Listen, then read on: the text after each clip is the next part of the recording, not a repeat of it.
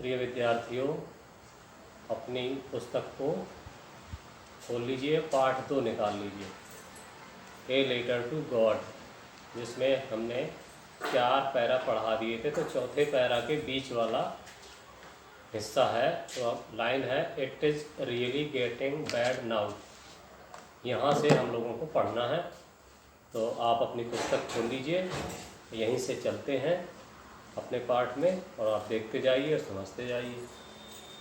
लिखा हुआ है it is really getting bad now, अर्थात जो ओलों की बरसात हुई थी वो वास्तव में बहुत बुरा हुआ था किसानों के लिए। एक्सक्लेम्ड द मैन, उस आदमी ने इस बात का दावा किया, कहता है I hope it passes quickly. उसने ऐसी आशा की कि ये जो है बर्फ का जो तूफान है ये जल्दी ही निकल जाएगा। लेकिन क्या हुआ? The hill side the corn field it did not pass quickly, लेकिन ये जल्दी नहीं गुजरा। तूफान जो बर्फ वाला था, ओले वाला, वो जल्दी नहीं गुजरा। फॉर एन आवर, अर्थात 1 घंटे तक, the hell rained on the house, ओलों की बरसात घर के ऊपर होती रही। द गार्डन, बगीचे के ऊपर, द हिल साइड, पहाड़ी के क्षेत्र में, द कॉर्न फील्ड, फसल के खेत पर, ऑन द होल वैली, पूरी घाटी पर ओलों की बरसात होती रही। कब तक? एन आवर था, अर्थात 1 घंटे तक। द फील्ड वाज वाइट, जो पूरी खेत था वो पूरी तरह से सफ़ेद हो गया था। As if covered with salt, और ऐसा लग रहा था जैसे इसको नमक से ढक दिया गया। Not a leaf remained on the trees, एक पत्ती भी पेड़ों पर नहीं बची। The corn was totally destroyed, और जो फसल थी वो पूरी तरह से नष्ट हो गई थी। The flowers were gone from the plants, पौधों से फूल चले गए थे। Lencho's soul was filled with sadness, और लैंचो की जो आत्मा थी, अर्थात जो उसका हृदय था, वो दुख से भर गया था। When the storm had passed, जब तूफान गुजर गया, he stood in the middle of the field, तो वो मैदान के बीच में खड़ा हुआ। and said to his sons, और अपने पुत्रों से बोला। क्या बोला? A plague of locust would have left more than this, यदि टिड्डियों का समूह भी आ जाता तो इससे भी ज़्यादा छूट जाता फसल का हिस्सा, जो कि बर्बाद हो गया। The hell has left nothing, किंतु ओलों ने कुछ भी नहीं छोड़ा है। दिस ईयर, इस साल, वी स्टिल, दिस साल, that night was a sorrowful one, कहता है दैट नाइट, उस रात को, was a sorrowful one.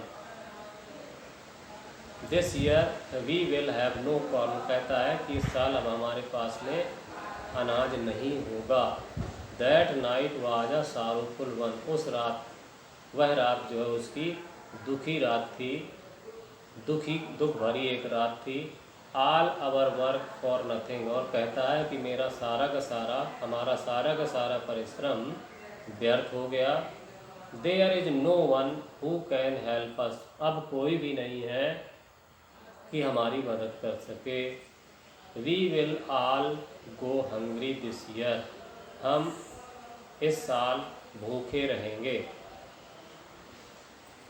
But in the hearts of all who lived in that solitary house in the middle of the valley, there was a single hope, help from God.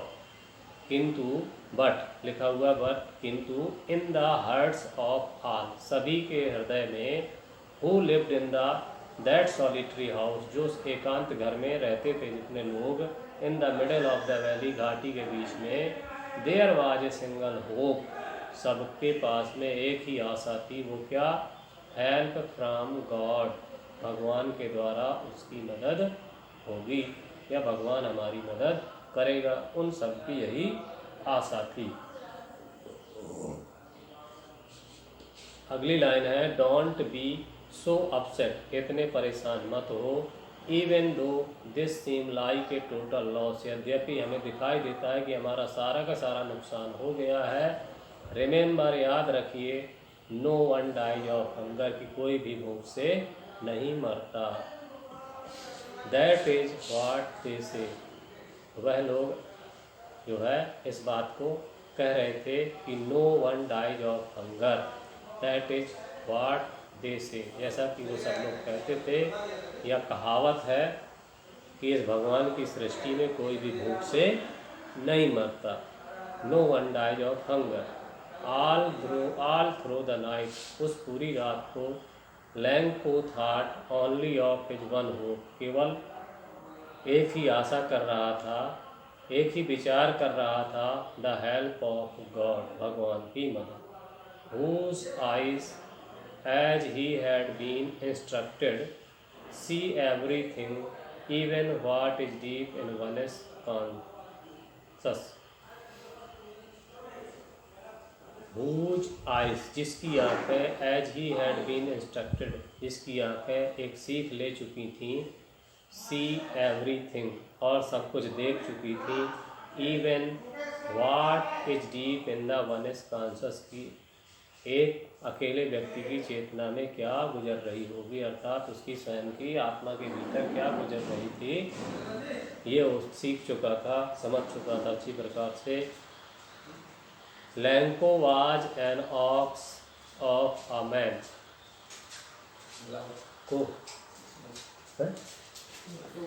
बुला रहे हैं।